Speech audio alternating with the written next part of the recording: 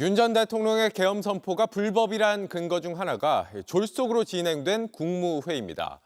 국무회의는 그동안 5분 만에 끝난 걸로 알려져 왔는데 특검팀이 대통령실 CCTV를 분석한 결과 5분이 아니라 2분 만에 끝난 걸로 확인됐습니다. 여도현 기자의 단독 보도입니다.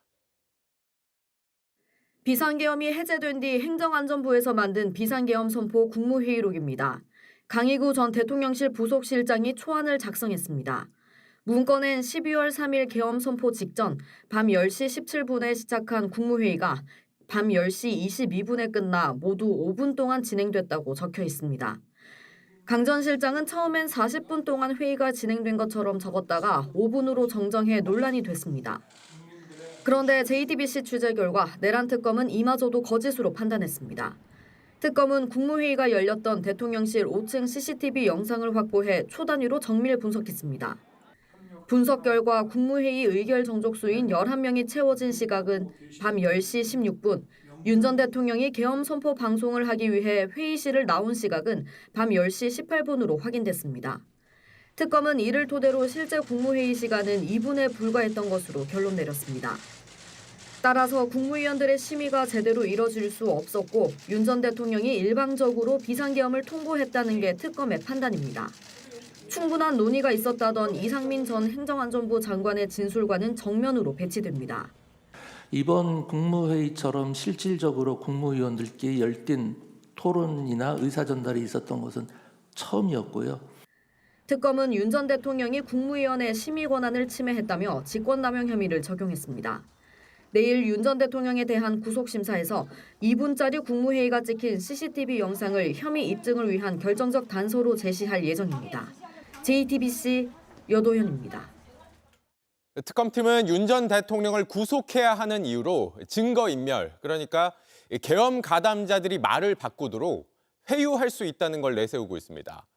실제 강의구 전 부속실장은 처음엔 사후 계엄 선포문을 윤 전 대통령에게 보고한 뒤에 폐기했다고 진술을 했는데 나중에 윤 전 대통령 변호인과 조사를 받을 때는 문건을 폐기한 다음에 보고했다고 말을 바꾼 걸로 파악됐습니다. 조혜연 기자의 단독 보도입니다. 강희구 전 대통령실 부속실장은 지난달 30일 내란 특검에 출석해 조사를 받았습니다. 사무실을 나서는 강 전 실장을 따르는 변호인 윤석열 전 대통령 측 최명성 변호사입니다. 특검은 구속영장 청구서에 강 전 실장이 윤 전 대통령 진술에 맞춰 기존 검찰 진술을 번복하고 새로운 진술을 하기 시작했다고 적었습니다. 윤 전 대통령 측에 의한 진술 회유가 강하게 의심된다는 겁니다. JTBC 취재 결과 강 전 실장이 번복한 진술은 계엄 선포가 적법 절차에 따라 이뤄진 것처럼 작성했다 나중에 폐기한 사후 계엄 선포문과 관련된 핵심 증언이었습니다. 강 전 실장은 기존 검찰 조사에서 사후 계엄 선포문을 폐기하기 전에 먼저 윤 전 대통령에게 보고했다고 진술했습니다. 한덕수 전 총리가 서명한 것을 없던 일로 하자고 말한 뒤 윤 전 대통령에게 이를 보고했고 윤 전 대통령이 총리의 뜻이 그렇다면 그렇게 하라며 폐기를 승인했다고 당시 상황을 밝혔습니다. 사후 계엄 선포문 폐기 과정에서 대통령의 사전 승인이 있었다고 인정한 겁니다. 하지만 최명성 변호사가 입회한 특검 조사에선 문건을 폐기한 뒤에 윤 전 대통령에게 보고했다는 취지로 전후 관계를 바꿔 진술한 것으로 취재됐습니다. 바뀐 진술대로라면 대통령과 총리의 결재까지 받은 문건을 부속실장이 스스로 판단해 폐기한 뒤 사후 보고했다는 뜻이 됩니다. 특검은 이렇게 바뀐 진술의 신빙성이 낮다고 판단하고 강 전 실장의 기존 진술을 토대로 구속영장을 작성했습니다. 또 내일 윤 전 대통령 구속심사에서 진술 회유를 통한 증거인멸 우려를 적극 강조할 계획입니다. JTBC 조혜연입니다. 윤석열 전 대통령에 대한 구속영장 심사가 오늘 오후 열립니다. 지난 3월 8일 법원의 구속 취소 결정으로 석방된 뒤 넉 달 만에 다시 구속 갈림길에 서는 겁니다.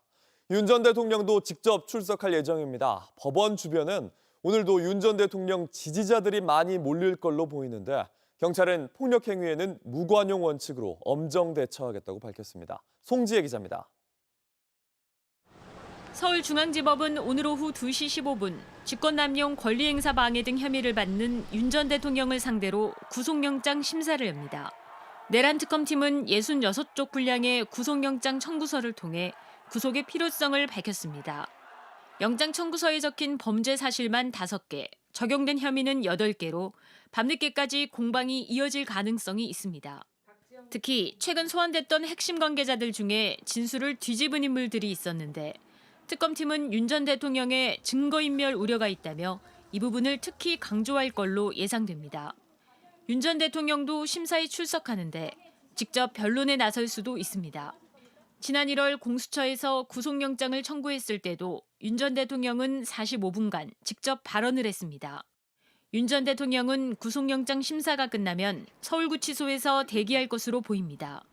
법원이 지난 1월 구속영장을 발부하고 나서 구속 취소 결정으로 3월 8일 풀려날 때까지 윤 전 대통령은 총 52일간 이곳에서 수감 생활을 했습니다. 영장 발부 여부는 오늘 밤늦게나 내일 새벽쯤 나올 걸로 보입니다.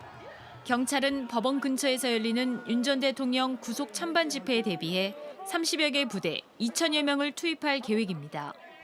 불법 폭력 행위에 대해선 무관용 원칙으로 엄정 대처하겠다고 강조했습니다. 경찰은 지난 1월 서울 서부지법 폭동처럼 불법 폭력 행위가 발생할 경우 캡사이신 분사기 등 가용 장비를 최대한 사용해 행위자를 현장에서 검거할 예정입니다. JTBC 송지혜입니다.